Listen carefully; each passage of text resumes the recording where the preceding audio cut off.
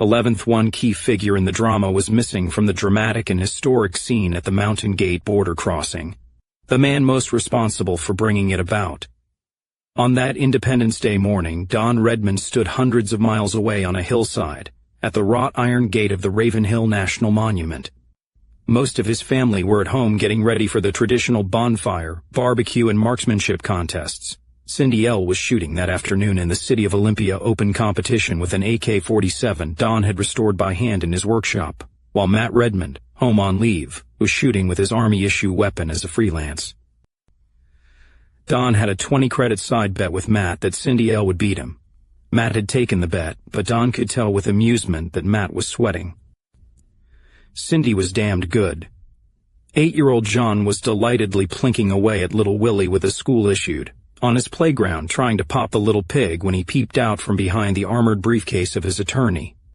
Sergeant Henny Nell had drawn station duty for the day, but he and his wife would be joining the Redmond family that night for dinner. H. A. Covington. Sarah had understood why Don wanted to be here today, but she had been a bit surprised by his choice of company. Beside Don stood his teenage daughter Eva. "I've never been here before," she said. "I am ashamed to say that neither have I," her father told her. "It's one of those things I always meant to do, and yet somehow or other I just never found the time I should have found the time, Evie. We all need to find the time. We'll all come back here one day for a picnic," promised Don. "I just wanted to see the place on this one day when this terrible thing that happened is going to be righted, insofar as it ever can be righted. I suppose in some way I want to let them know that maybe they can rest a bit easier now. An old comrade of theirs is coming home today. Many, many years too late, but she's coming home. Better late than never. Dear God, I hope it's better late than never." The front of the monument read, "To those who shall come after, from the time of struggle we greet you. This hallowed ground is dedicated to the glorious and everlasting memory of the 52 heroes of the Northwest Volunteer Army, here fallen in battle against the enemies of all humanity. May their names live forever in the hearts and minds of the folk." Below that was the date of the fatal ambush. On a bronze plaque at the base of the monument was the Roll of Honor. Don walked up to foot of the obelisk hand in hand with his daughter, and quietly read the names of the dead out loud. Vol. James G. Armstrong Vol. John W. Bell Vol. Ann D. Bonner Vol. William F. Books Vol. Roloff W. Botha Vol. Samuel F. Collingwood Vol. Anthony T. Carlisi SGT. Carol B. Dumas Vol.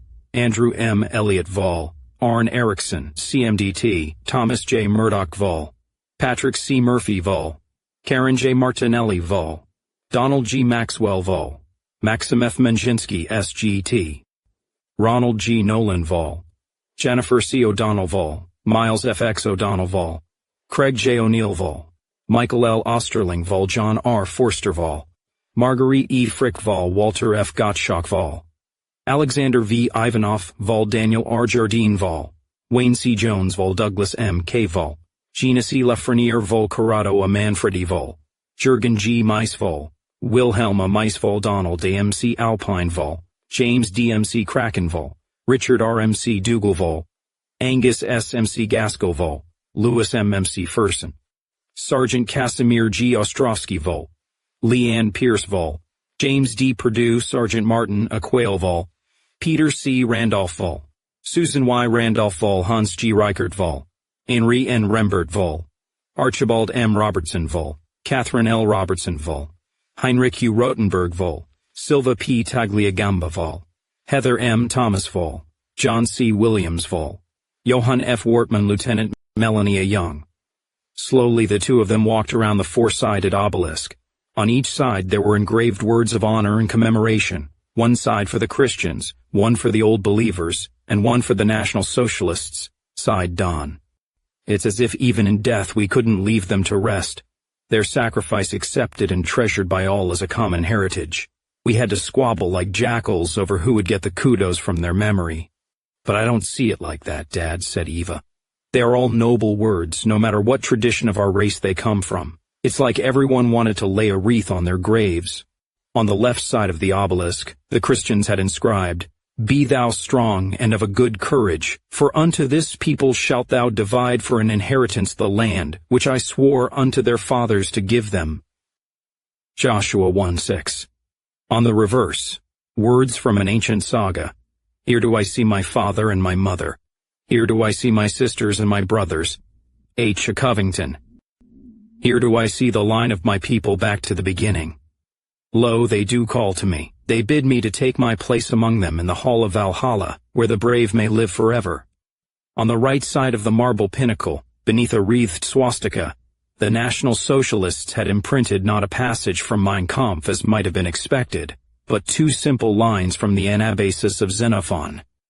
You will know that strength and weapons alone do not always prevail in battle. When an army is stronger in soul, then their enemies cannot withstand them. Look, Dad, said Evie, pointing skyward. Don looked up and saw that a large black feathered form was perched on top of the obelisk, a beaked and beady-eyed face looking down on them imperturbably. Well, I always figured there must be some reason they call this spot Ravenhill. Don turned to his daughter and spoke. You know, they say ravens live a long, long time. Wonder if that old black fellow was here back then, when it happened. Evie, one night a few weeks ago you asked me a question. You wanted to know the truth about what happened. Jesus, what can I tell you about that whole time? It's just something that happened. It happened, Evie. It all happened. It is now something that was and something that is. It was a war, and like all wars it was a hell that can only be known by those who lived through it. The glory, the terror, the good and the bad, the pride and the disgrace, the fire, the ice, the mud, the steel and the shit, the laughter and the blood, the courage and the nobility, the cowardice and the just plain get me through this and I shall not sin again, O God. It was terrible beyond belief, but it was all part and parcel of one mighty, irresistible event in the affairs of men, and when such things happen it's like a volcanic eruption. The lava flows and destroys all in its path, but eventually it cools, and then the lava fields grow green with life. What you must always remember is that all in all, that event was a good thing. Evie, a great and wonderful and magical and blessed thing. Like all that is ultimately good, it has an element of tragedy and horror and sadness. Because those aspects of life are all part of the process whereby good must overcome evil in this world. The time will come, as you grow older, when you learn more about that time. What you learn may horrify and disturb you. War does.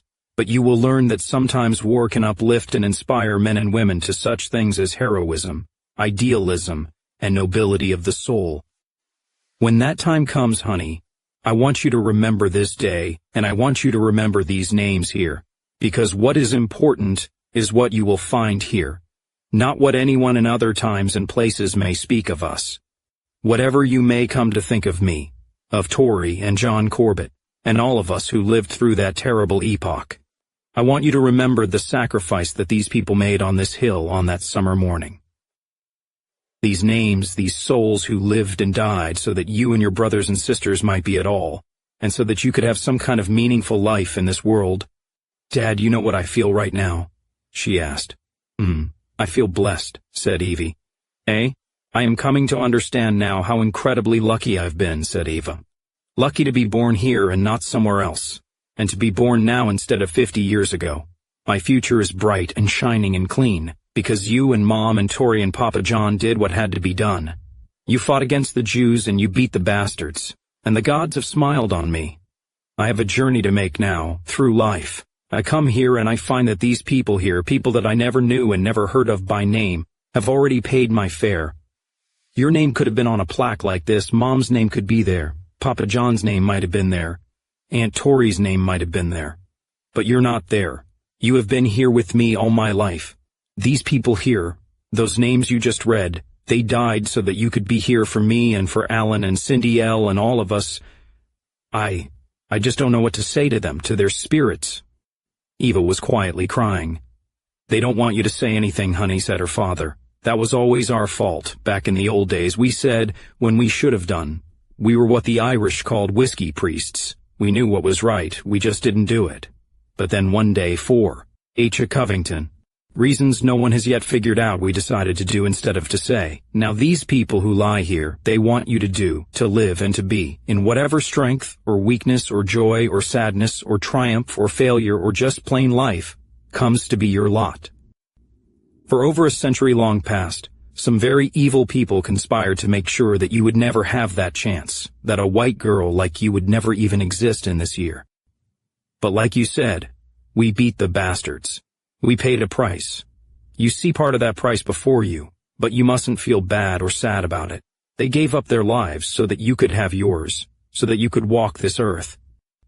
After you, they want your children and your grandchildren to live and to be. That's why we did it, Evie. That's why we did it all. Now they want us to leave this place and get on with it. They were then, and we have built them this monument, and it is fitting and just that we do so. But they are of the past. This hallowed place is theirs for all time, but all the world from now on is yours. Your day is yet to come. You and your brothers and sisters have got a whole wonderful future ahead of you, and I'm kind of curious to see how it plays out.